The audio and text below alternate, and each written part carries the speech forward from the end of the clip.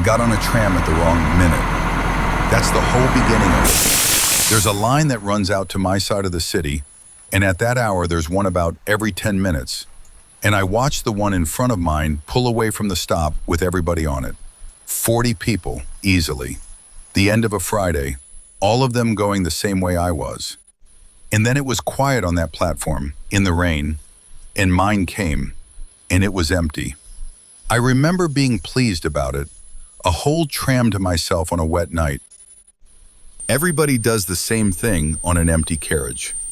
You spread out, you take a window, you put your bag on the seat next to you, and you don't sit near the 2 or 3 other people already on board. And they don't sit near you. It isn't shyness, it's just the arrangement. Everybody keeps their distance, and the whole thing works. There was one other passenger that night, a man way down at the far end with his head against the glass. And there was the driver, up front behind his own closed door. 4 of us on the whole tram, and about 30 empty seats. I was in a 2-seater on the window side. They're narrow, those pairs, built for 2 people who know each other, or for a full car at rush hour when nobody has a choice. I had my coat, my bag on my knees, my forehead nearly on the cold glass, watching the wet street go by. We stopped somewhere I don't remember, and the doors did that long sigh they do, and one person got on. A man, big through the shoulders, heavy coat, hood down. And I clocked him the way you clock anyone getting on at night, which is to say for about half a second, and then I went back to the window. And he came up the aisle and he sat down next to me. Not across, not behind, not 1 row up, not 1 row back. In the second half of my 2-seater, with his shoulder past the armrest and no gap left anywhere, on a tram with 30 empty seats on it. And he turned and gave me this enormous warm smile, like we'd arranged it, like he'd found me. And my whole body understood something before my head did, because I was suddenly aware of exactly one fact. The window was on one side of me, and he was on the other. He started talking straight away. Nothing you could write down.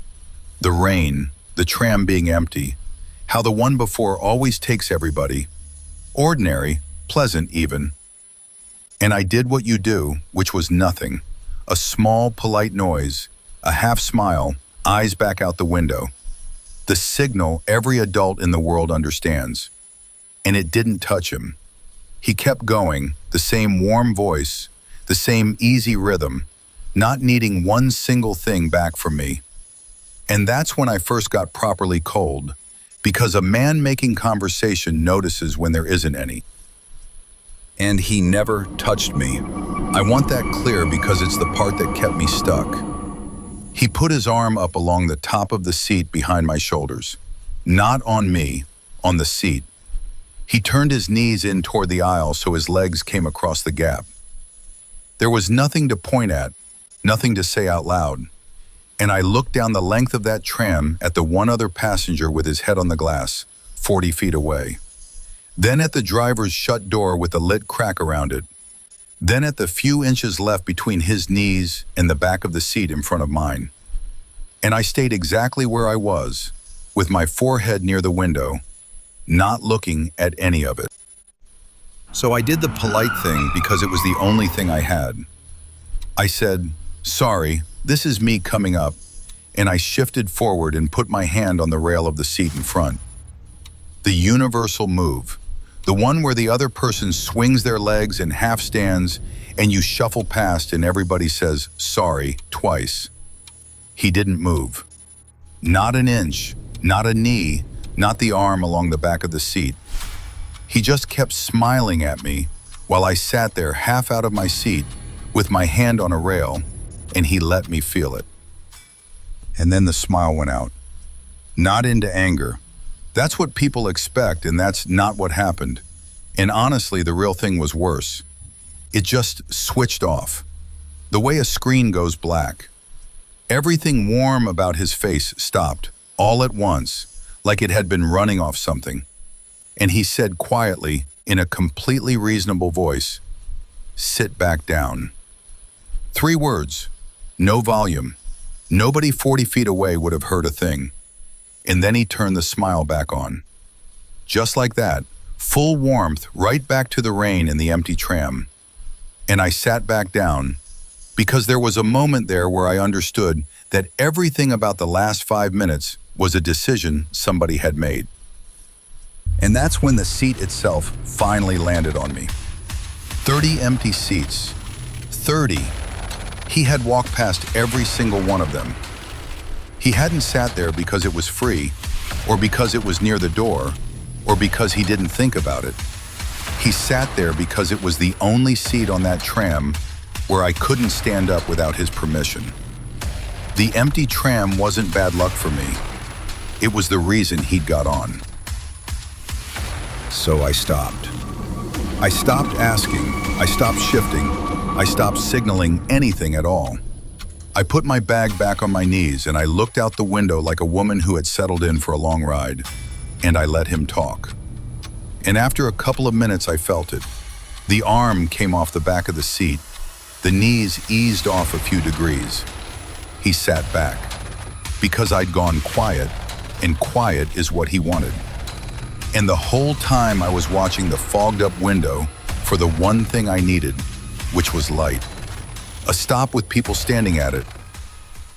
It came 4 or 5 minutes later. A proper stop, bright, a shelter, a knot of people waiting to get on. And the second those doors opened, and the first of them came up the step into the aisle, I stood up. I didn't say, "Excuse me." I didn't ask. I didn't give him one syllable he could answer. I just stood, and I put my knee against his, and I went, and he had exactly one option if he wanted to stop me, which was to physically put a woman back into a seat in front of 6 people getting on a tram. And he didn't. I was down the step and out on the wet platform, and the doors side shut behind me. And I turned around, which I probably shouldn't have. The tram was still sitting there with its doors closed and its lights on, the way they do for those last few seconds. And he had moved. He'd slid over into my seat, the window one, and he was looking straight out at me on the platform. Not angry, not embarrassed, just watching, with his face doing absolutely nothing at all. And then it pulled away down the rails with him in it, and I stood in the rain at a stop that wasn't mine, about 2 miles from my flat, and I have never in my life been so happy about a walk. There was nothing to report, and I knew it before I'd stopped shaking. A man sat down next to me on a tram. He never touched me. He never threatened me, not in any way I could have quoted to anybody. 3 quiet words, and even those I'd have had to explain for 10 minutes to make anyone hear what I'd heard. On paper, it's a man being friendly on public transport and a woman getting off 2 stops early. There's no name, no complaint, no anything. I don't even know what he wanted. I still take that line. It's how I get home, and I'm not going to give a tram up over one night. But I changed one small thing, and I've never changed it back. I don't sit by the window anymore. Not on an empty carriage, not on a full one, not ever. I take the aisle, and if somebody wants the window, they can climb over me, and I keep my bag on the outside seat until I've decided about a person, and I get up whenever I want to. It makes me the awkward one sometimes. I've made my peace with being the awkward one, because that whole night came down to one thing, and it wasn't a threat, and it wasn't a weapon. It was where I was sitting. I gave up the window seat that night, and I've never taken one back. I used to like how invisible I was down there. The metro in my city is enormous. Dozens of routes, hundreds of stations, millions of people a day going in every direction at once. You go down the steps and you stop being anybody. Nobody looks at you, nobody remembers you, nobody could find you in it if they wanted to. That's what I always thought the size of it meant. Safety by sheer numbers. It took me a while to work out that the size of it cuts the other way too. I'd done the same commute for a bit over 2 years. Same station in the morning, one line most of the way, a change onto a second line, then a short hop, then up and out and 4 minutes on foot to work. The whole thing is about 50 minutes and I could have done it asleep. I mostly did. That's the thing about a route you've had for years. You stop being awake for it. You look at your phone and then you're there. Which is why it took 3 separate occasions before I registered a single thing. The first time was a Tuesday morning on my platform. I was standing where I always stand, near the front because it lines up with the stairs at the far end. And there was a man about 15 feet away, and he was facing the wrong way. That's all. Everybody on a platform faces the tunnel, or the board, or their phone. He was standing side onto the tunnel, and he was looking at me. Not glancing. Not the thing where somebody's eyes drift and land on you and move off.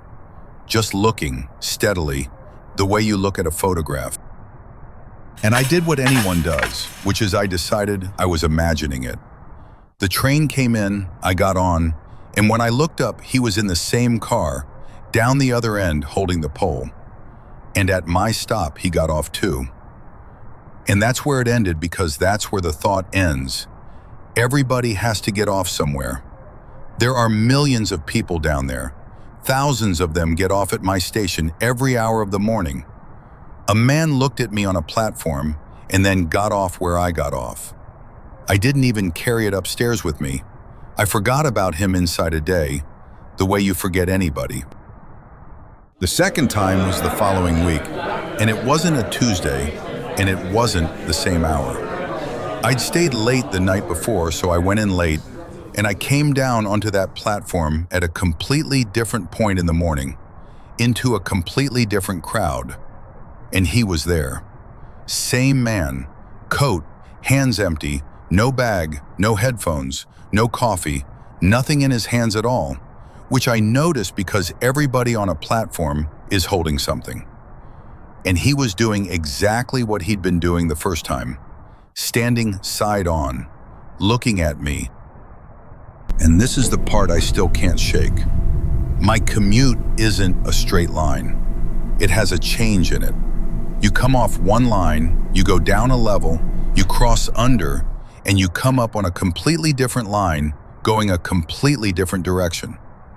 And that transfer is a good 4 or 5 minutes of walking through tunnels. It's not somewhere you drift into. You only end up on that second platform if that is where you were going. And when I came up onto it, he was already standing on it. He hadn't followed me through. He'd gone another way and got there first, and then he got on my car. I rode 2 stops standing up, holding a pole, with my heart going, doing sums, because I know what that transfer means. It means the odds stopped being odds. 2 lines, a change under a station, and a man with nothing in his hands who happened to want all of it on a morning I'd chosen at the last minute. He didn't come near me. He didn't speak. He didn't look at me on the train at all. At my stop, he got off. And he walked off in a different direction than the first time, and he never once looked back. So I did the sensible thing, or what I thought was the sensible thing. I changed my times. I went in 40 minutes later for the rest of that week. I came home at odd hours. I stopped using the main entrance and started going in through the side one on the other street, which puts you on the same platform from the opposite end. I felt clever about it, honestly. I thought, whatever he's doing it off a clock, and I've just broken the clock. And for 4 days there was nothing, and I started to feel like a man who'd overreacted about a stranger on a train. The third time was an evening, coming home, and it wasn't on a platform at all. I came up the escalator and out through the ticket hall and out the doors onto the street, into all that noise and all those people, and he was standing about 10 feet to the side of the doors, facing them. Not waiting for a bus, because the stop is the other way. Not waiting for a person, because he didn't look at anybody coming out except to check their faces. And when I came through, he came off the wall. I turned up the pavement and he came up it too, out on the curbside, level with me, 4 feet away, matching my speed for 20 or 30 yards. Not behind me, beside me. Not one word out of him, not one look across. And when I came level with the lit front of a place with people in it, he carried straight on past it and was gone. And standing there on that pavement, I finally did the arithmetic properly. Hundreds of stations, dozens of routes, millions of people a day, 3 times at 3 different hours on 3 different days, including one where he came through a 2-line change under a station because I did. That is not a coincidence, and it is not a neighbor, and it is not a man who works near me. And the 4 quiet days weren't him losing me, they were me testing the wrong thing. He was never reading a timetable. He'd learned the shape of where I go. Not when, where. He had my route the way you'd have a map of it.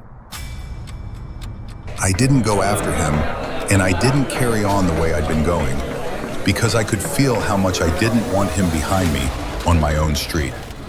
So I turned around and went straight back inside, back through the ticket hall, back down the escalator, down onto the platform and along it, and up the stairs at the far end, and out the other exit, which comes out on a different road entirely, 200 yards away.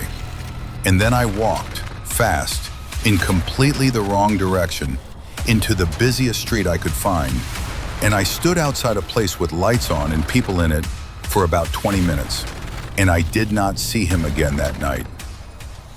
And then I changed the thing that actually mattered. Not my hours, my geography. I stopped using that station, both entrances. I started walking 15 minutes in the other direction to a different one, on a different line, and going in the long way round. 2 changes instead of 1, 20 minutes added to every single day. And it worked. He was gone out of my life immediately and completely, like switching off a light. I did report it for what it's worth, and they took it seriously enough. But they were honest with me about what they had, and what they had was nothing. I never got a name. I never got a photo. I never once had the nerve to raise my phone, and even now I'm not sure I regret that. He'd never spoken to me, never touched me, never so much as brushed my coat.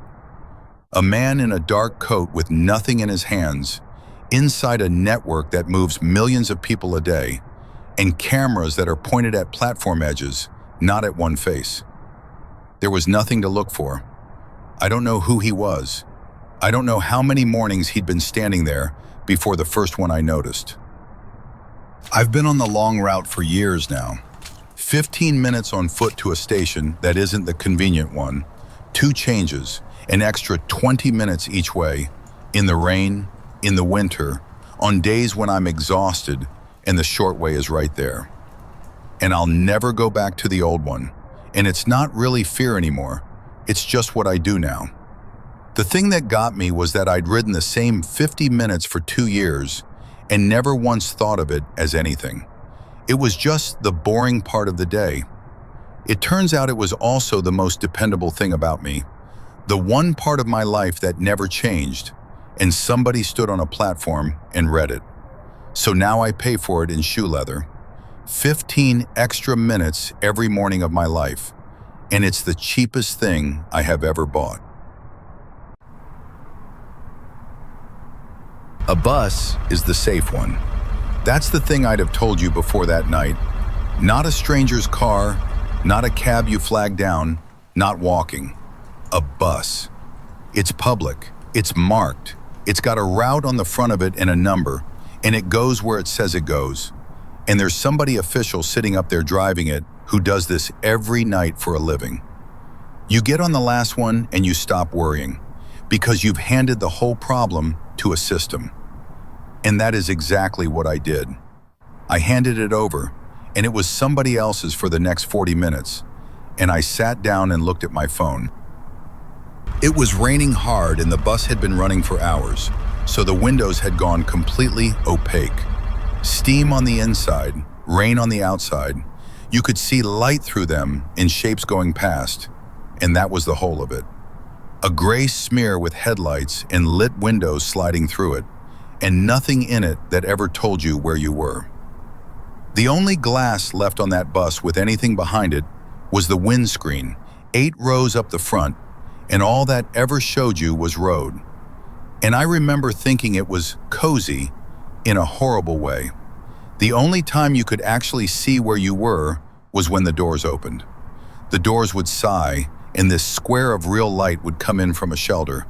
And for 3 seconds, you'd know exactly where on the map you were. And then they'd close, and it would go back to being a warm box moving through nothing. Those doors were my only window. It emptied out the way a late bus does. 6 of us, then 4, then 2. A woman with shopping bags, then a couple of lads, then a man who nearly missed his stop and had to shout.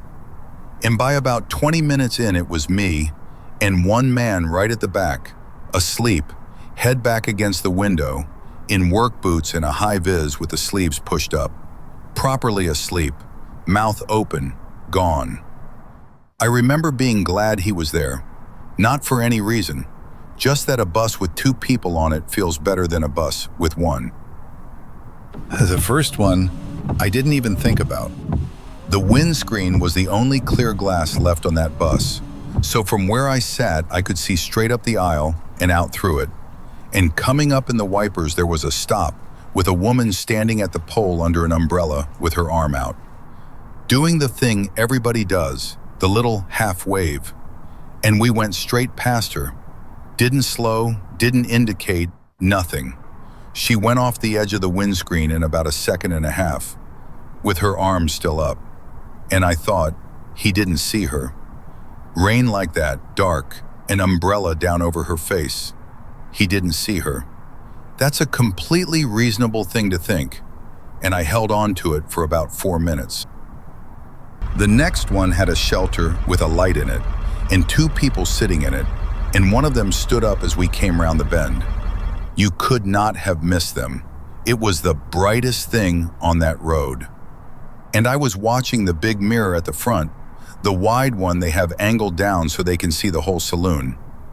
And I could see his eyes in it. And he wasn't looking at me, and he wasn't looking at the road. He was watching that shelter come up, and he watched it go by. And then his eyes went back to the mirror. He saw them. He absolutely saw them, and he drove past them anyway. My stop was still 4 or 5 away, and I made myself sit calmly and think about it. Running early. Some drivers do that, don't they?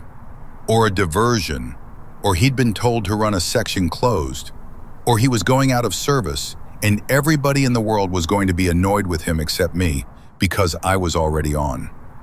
I built about 6 innocent explanations, and then we came up to mine, and I pressed the bell. And the sign lit up, the one above the aisle, the red one that comes on when somebody's rung. It lit up the way it's supposed to, and he went straight through the stop without touching the brakes.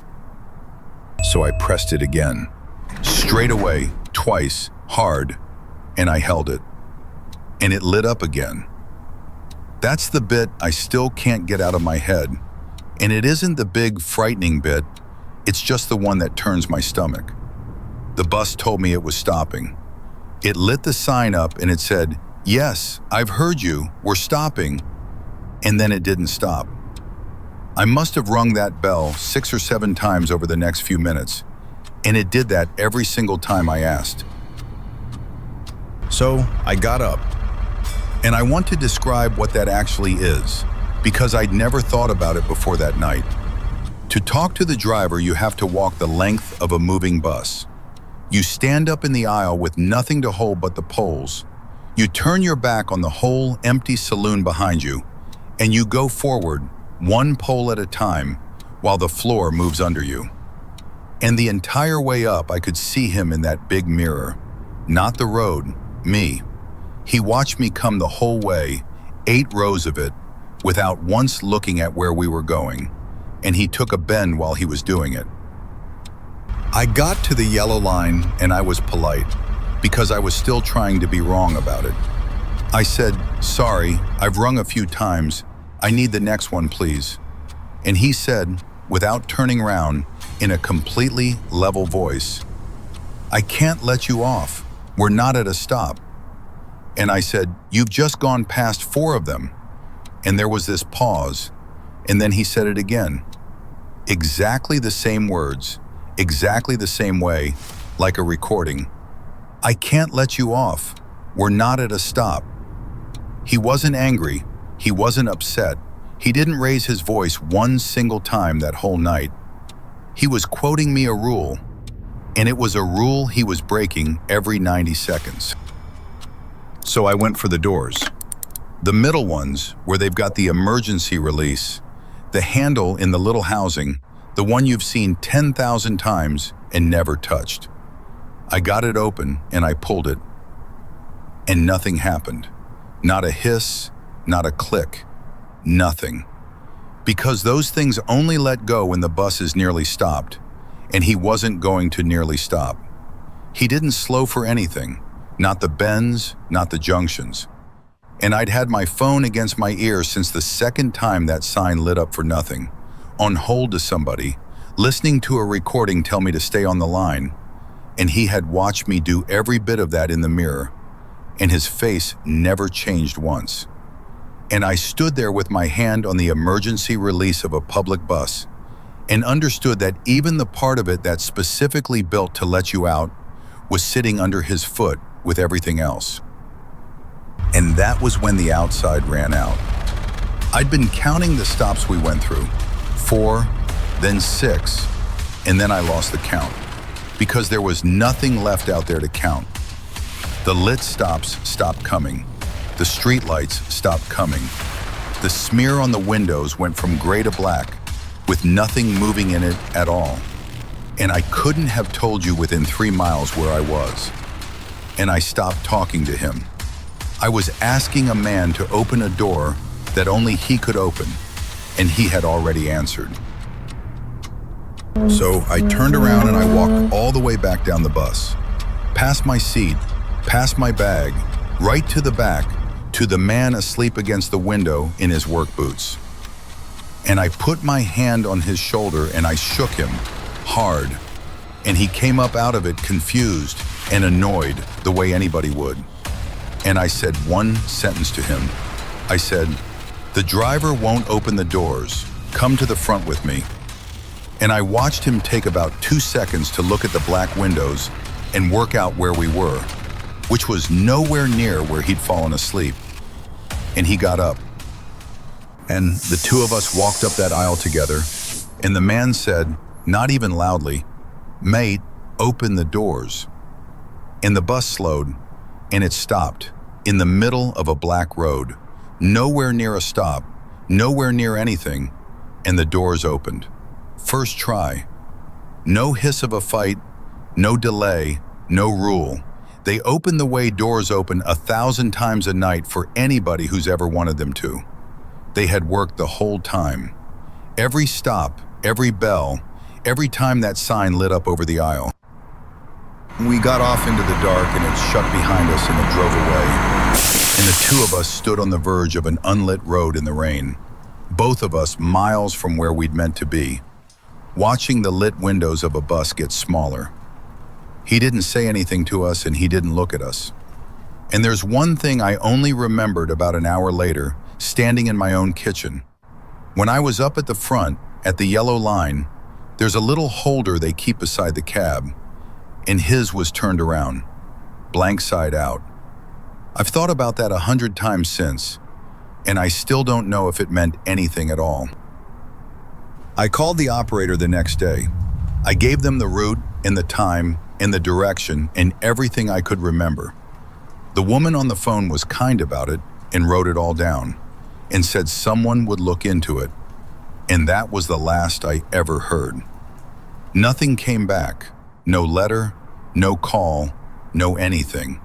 And I made myself get back on that route about 3 weeks later at the same hour on purpose, because I wasn't going to lose my way home over it. And there was a different man driving. That's all I know. I don't know if that meant he'd been moved or spoken to, or if he was simply off that night and drives it now on a Thursday. Nobody ever told me anything, and I never found out what he wanted with a bus that had one woman on it who wanted to get off. I still take the last bus. I've got no other way of getting home, and I refuse to be somebody who can't. But I sit at the front now, on the sideways seats by the doors, where he has to look at me and I can see his hands. And I don't get on one anymore without checking there's somebody else on it who's awake. Not just somebody awake. Because the thing that got me out was not being clever, and it was not being brave. And it certainly wasn't the emergency handle they put there for exactly that. It was that there were two of us. So that's what I've got now. Front seat, eyes on the mirror, and somebody else awake. And let's never meet. 3 ordinary journeys that people take every night of their lives. A man on an empty tram who walked past 30 free seats to sit in the one that made leaving his decision instead of hers. A stranger who never spoke a word and never laid a finger on anybody, and who had still learned a man's whole week off a map of a city. And a driver who lit the sign every single time and kept going. None of them broke anything. None of them had to.